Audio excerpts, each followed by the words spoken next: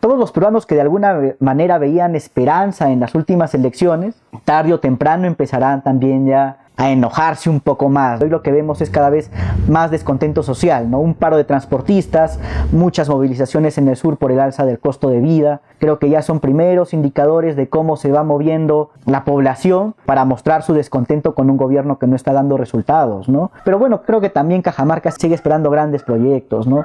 Nos prometieron, por ejemplo, hace poco la carretera Cumbemayo, uno de los más grandes atractivos turísticos que tiene la ciudad.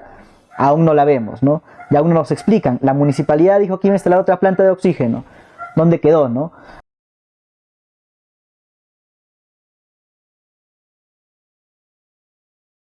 Lo que podría haber sido la esperanza del Bicentenario, hoy se ha convertido en la gran encrucijada del Bicentenario porque no encontramos salidas, ¿no? Tenemos un poder ejecutivo terco que se empeña en el error, que copa el Estado con personas poco idóneas, un presidente que se niega a asesorarse, porque yo creo que con buena asesoría este poder ejecutivo podría impulsar políticas públicas más revolucionarias, basadas en evidencia, que realmente nos saquen de la pobreza, promoviendo la inversión, el empleo, que es lo que realmente necesitamos, porque necesitamos empleo, necesitamos competitividad, productividad, no bonos. El presidente lo dijo ayer, necesitamos más trabajo, solo que bueno, parece que lo entiende solo desde el discurso, pero no desde la evidencia y de la práctica, ¿no? Y tenemos también pues un poder legislativo que también impulsa políticas a la medida de sus intereses, ¿no? Un poder legislativo que no se ha atrevido a interpelar lo suficiente a funcionarios públicos con poca idoneidad, o que incluso se pone a respaldar, por ejemplo, la contrarreforma del transporte, la contrarreforma universitaria.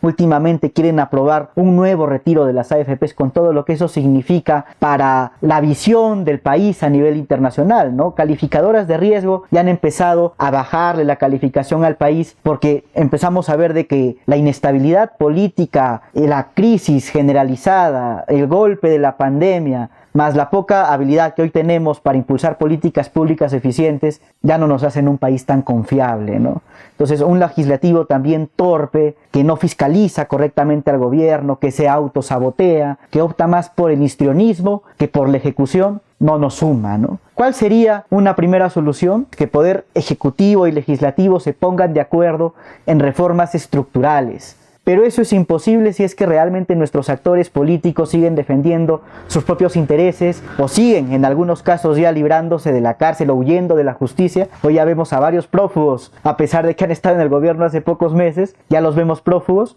Entonces, mientras persistamos en ello, en la defensa de intereses personales, pero no en una agenda país, en el impulso de políticas públicas que realmente estén al servicio de la gente, seguiremos en esa encrucijada, ¿no? Otras soluciones pues son las salidas constitucionales. Hace unas semanas el expresidente Francisco Sagasti propuso el tema de la recolección de firmas para un adelanto de elecciones. Una tarea titánica que bueno, que el expresidente no lo pudo impulsar del todo porque su figura, su liderazgo también ya está desgastado, golpeado, ¿no?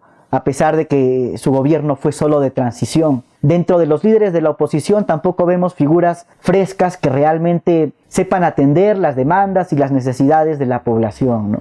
Realmente sin nuevos liderazgos es imposible. Hay pequeños proyectos, por ejemplo, para evitar el que se lleve a cabo una asamblea constituyente, otros pequeños proyectos para impulsar otro tipo de ideas que acerquen más la política a las personas. Algo que había en el pasado y que ahora ya no existe es la educación cívica. Ya no somos tan conscientes de nuestros derechos y de nuestros deberes. Y uno de nuestros deberes pues es informarnos sobre aquello que hacen nuestras autoridades, ¿no? Cuando viene una elección, informarnos sobre las propuestas, ver realmente a quién le estamos dando nuestro voto. Cuando alguien ya está en el poder, pues hay que fiscalizarlo, hay que vigilarlo. Entonces, mientras que nosotros tampoco nos decidamos a asumir ese rol, ese deber para con nuestra sociedad, seguiremos también en la misma encrucijada. Entonces, si la ciudadanía no se hace cargo también de sus soluciones, seguiremos en la encrucijada.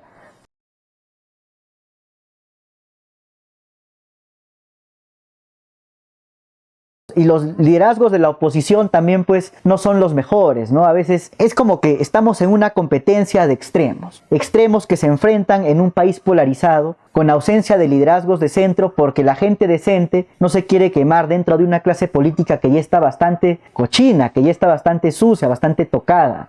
pero creo que siempre habrá un espacio. Yo creo que los peruanos a lo largo de nuestra historia hemos sabido superar este tipo de etapas que parecen oscuras, mirando el camino constitucional, de respeto a las instituciones, de respeto hacia las personas también, y con profundos valores democráticos, ¿no? Sin golpismo, es cierto, pero también con eficiencia y honestidad, sobre todo en la gestión. Algo que no vemos ni de un lado ni del otro.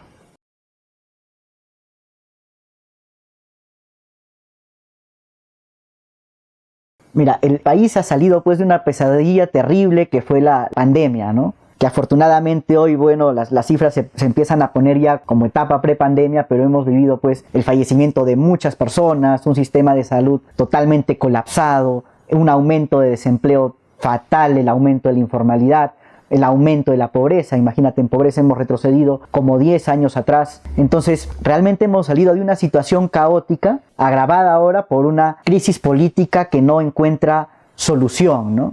Mira, todos los peruanos que de alguna manera veían esperanza en las últimas elecciones, tarde o temprano empezarán también ya a enojarse un poco más, ¿no? Yo creo que vivimos en una etapa ya de demandas crecientes. El contexto internacional afecta los precios, por ejemplo, del petróleo, de los hidrocarburos, de otros commodities que también afectan directamente al bolsillo de las personas y que nos dan un escenario realmente preocupante, ¿no? Porque cuando se meten con nuestro bolsillo, con nuestro estómago, ya los peruanos empezamos a reclamar más. Y hoy lo que vemos es cada vez más descontento social, ¿no? Un paro de transportistas, muchas movilizaciones en el sur por el alza del costo de vida. Creo que ya son primeros indicadores de cómo se va moviendo la población para mostrar su descontento con un gobierno que no está dando resultados, ¿no? Lo estamos viendo también alrededor de las operaciones mineras, un sector bastante clave, ¿no?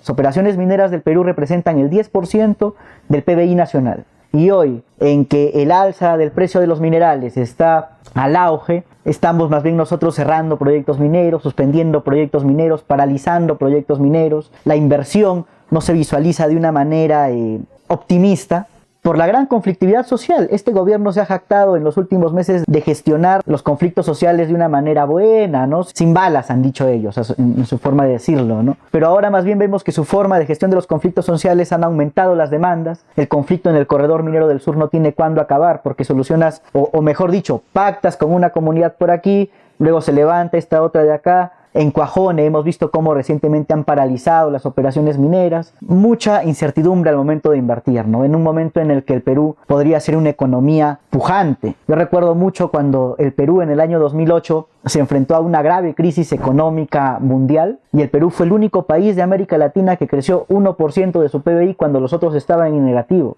¿Por qué? Porque existía un gobierno que impulsaba la inversión, que se sentaba con los empresarios mineros, no por de alguna manera decirlo, chantajearlos o estar presionando allí, sino para conversar, para acordar planes de desarrollo local, para acordar de manera concertada un nuevo impuesto, por ejemplo, o un fondo solidario, que era el de esa época, ¿no? El famoso fondo de solidaridad, luego grabado en minero en el gobierno de Ollantumala. Pero existía ese ánimo por el consenso, por el diálogo, por la concertación, por la promoción de la inversión. Hoy más bien vemos un gobierno pues que tiene a la inversión contra las cuerdas, un gobierno que está buscando constantemente el conflicto con la inversión privada, lo cual no le hace bien, no le hace bien al país.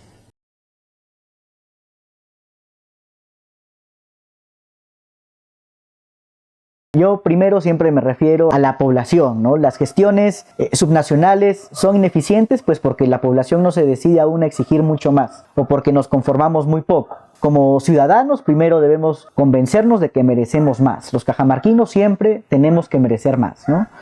A nivel regional, bueno, yo noto un gobernador regional, el señor Mesías Guevara, que es muy poco tolerante a la crítica, ¿no? Siempre está muy efusivo para responder a los críticos, pero no necesariamente para rendir cuentas a la población sobre los avances en su gestión, ¿no? En los últimos meses fue muy criticado por el poco avance en la ejecución presupuestal que tenía el gobierno regional de Cajamarca, ¿no? Y aún no vemos grandes proyectos de los que realmente pueda jactarse el señor Mesías Guevara durante esta gestión. Es cierto que la pandemia paralizó de alguna manera la inversión pública, También se lo criticó bastante por la gestión de la vacunación, por la gestión del oxígeno, por la gestión en general del sector salud, ¿no? Muchas personas, gran parte de la población ha criticado esta gestión regional por eso. Hay otros proyectos productivos, otras obras paralizadas. Se me viene a la cabeza la obra del Empalme Santa Cruz, por ejemplo. ¿En qué quedó ese proyecto? Yo diría que el gobernador regional no debería reaccionar de manera tan intolerante a las críticas, sino más bien empezar a responder de manera concreta cuáles son los logros de su gestión. Los cajamarquinos queremos conocerlos, ¿no? En cuanto a la gestión municipal del señor Villar, al menos a nivel de las competencias que él tiene, tuvo un manejo durante la pandemia de los mercados itinerantes, por ejemplo, esta respuesta en cuanto al control de las medidas de bioseguridad que se pudieran implementar. Pero bueno, creo que también Cajamarca sigue esperando grandes proyectos, ¿no? Nos prometieron, por ejemplo, hace poco la carretera Cumbemayo, uno de los más grandes atractivos turísticos que tiene la ciudad. Aún no la vemos, ¿no? Y aún no nos explican. La municipalidad dijo que iba a instalar otra planta de oxígeno. ¿Dónde quedó, no? Hay muchas cosas que mejorar, pero como repito, las autoridades tienen un rol, pero los ciudadanos tenemos otro rol, que es el de fiscalizar. Y eso es lo que nos falta, ¿no?